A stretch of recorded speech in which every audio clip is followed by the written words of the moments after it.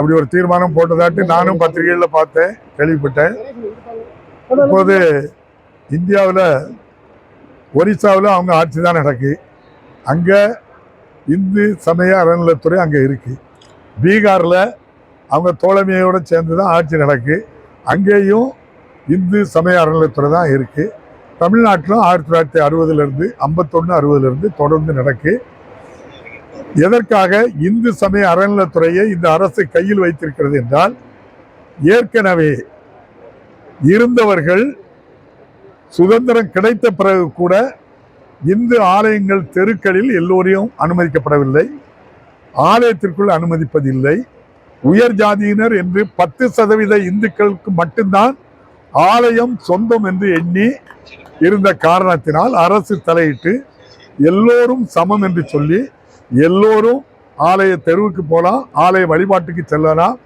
அது அரசிடம் இருக்கின்ற காரணத்தினால்தான் இந்த நிலைப்பாடு. 90% இந்துக்களினுடைய சுயமரியாதைக்காக இந்து சமய அறநிலையத்துறை அரசு கையில் வைத்து சிறப்பாக நடத்துகிறது.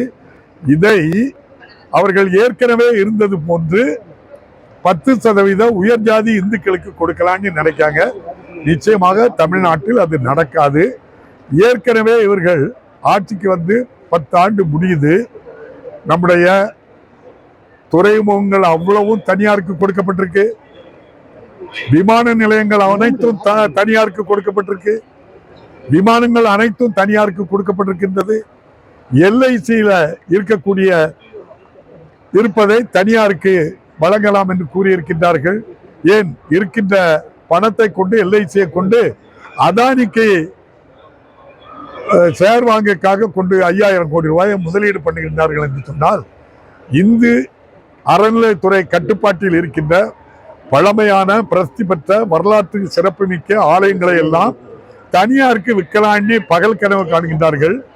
தமிழ்நாட்டு மக்கள் ஒருபோதும் அதை ஏற்றுக்கொள்ள மாட்டார்கள். இந்த கொள்கையோடு வரவங்க ஒருபோதும் ஏற்றுக்கொள்ளவும் மாட்டார்கள்.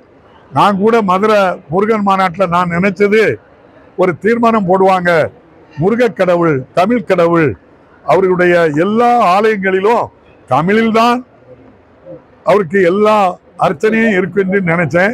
ஏமாற்றமாகிவிட்டது. அவர்கள் தமிழை ஒருபோதும் ஏற்றுக்கொள்ள மாட்டார்கள். இந்த கூட்டணி ஆட்சி தான் நடக்கும். கூட்டணி அதிமுக பாஜக கூட்டணி ஆட்சி தான் வந்து அமித்ஷா திருப்பி மீண்டும் திருப்பி அது இல்லைன்னு மறுக்காங்க. அது அவங்க கிட்ட தான் கேட்கணும். அனைத்து ஜாதியினரும் அர்ச்சகர் ஆகலாம்ங்கிற அந்த திட்டம் வந்ததுக்கு பிறகுதான் மது போதையில வந்து அர்ச்சகர்களுடைய ஆட்டங்கள் இதெல்லாமே அதிகரிச்சிருக்கு.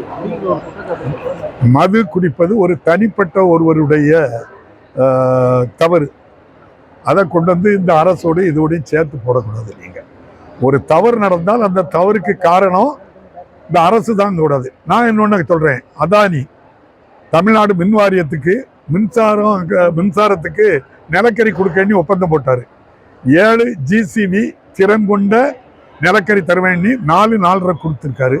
அதனால அரசுக்கு இழப்பு, மின் வாரியத்துக்கு இழப்பு 826 கோடின்னு நான் சொல்லல, audit general, Tamil Nadu audit general சொல்லுது. அவர் முழுதும் யார் பின்னால் தான் இருக்கிறாரு? ஐயா மோடி பாரத பிரதமர் பின்னால இருக்காரு. அப்ப இவர் செய்த இந்த ஊழலுக்கு காரணம் பாரத பிரதமர் நீ சொல்லலாமா?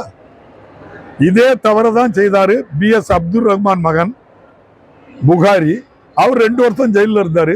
அவருக்கு 600 மெகாவாட்டு அனல் மின் நிலையம் தூத்துக்குடியில இருந்து அந்த 2ஐயும் அதானி எழுதி வாங்கின பிறகுதான் பெயிலே விட்டுருக்காரு.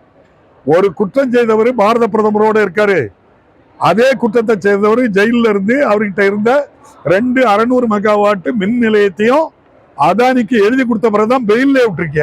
அப்ப இதுக்கு யார் பொறுப்புன்னு நீங்க தான் சொல்லணும் தம்பி. திமுக ஆட்சி காலத்துல பெரிய முதலீடுகள் வரல என்று உள்துறை அமைச்சர் அமித்ஷா குற்றச்சாட்டு. எதனால உள்துறை குற்றச்சாட்டுக்கு என்ன காரணம்? அவங்க வந்து தமிழ்நாட்டுக்கு எந்த மூலதனத்தை கொண்டு வந்ததை நம்ம மறுத்தோம். நம்முடைய மாண்புமிகு முதல்வருடைய முயற்சியினால்தான் இன்னைக்கு பொருளாதார வளர்ச்சி, வேலை வாய்ப்பு வந்திருக்கு. உலக அளவில் 9.69% பொருளாதார வளர்ச்சி தமிழ்நாட்டுக்கு வந்திருக்குன்னா தமிழக முதல்வருடைய அயராத உழைப்பு, நம்முடைய தொழில் வளர்ச்சி, அதுதான் இந்த நிலைக்கு நம்மளை கொண்டு வந்திருக்கு. இது கூட ஒப்பிடுவதற்கு எந்த மாநிலமும் தமிழ்நாட்டில் கிடையாது. குறிப்பா சொன்னா பாரதிய ஜனதா ஆட்சி செய்கிற எந்த மாநிலமும் தமிழ்நாட்டுக்கு இணை இல்லை. செய்திகளை உடனுக்குடன் தெரிந்து கொள்ள கீழ்க்கண்ட கேபிள் மற்றும் டிடிஎச் நெட்வொர்க்குகளில் எம்நாடு செய்தி தொலைக்காட்சியை காணுங்கள்.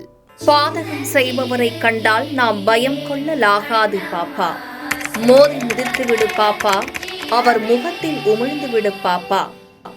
அண்மை செய்திகளை உடனுக்குடன் தெரிந்து கொள்ள இணைந்திருங்கள் எம்நாடு தொலைக்காட்சியுடன்.